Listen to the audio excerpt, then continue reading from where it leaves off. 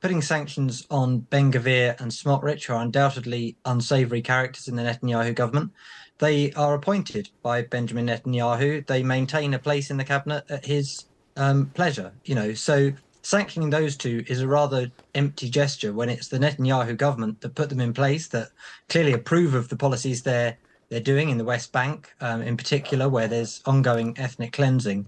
And so I think it is a little bit lightweight. And we've seen today David Lammy has announced sanctions again on various settler terrorist groups in the West Bank.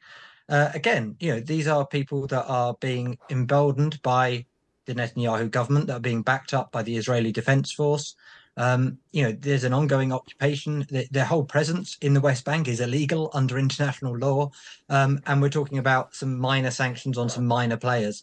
It's pretty much the least you could do. And they're reacting to pressure domestically in the UK, certainly. I mean, Doug will be better placed to judge on that case in the US. But certainly in the UK, there's been a big anti-war movement, a big pro-Palestinian movement that has put pressure on. And people are seeing these images of the atrocities being committed both in Gaza and in Lebanon. I'm just going to jump in because we have to move on, but just to say that I think Israel wouldn't necessarily agree with your characterisation of ethnic cleansing, and I think, that's your opinion, that the two ministers that you mentioned there are unsavoury characters, but of course there are many in Israel who do support them and their views.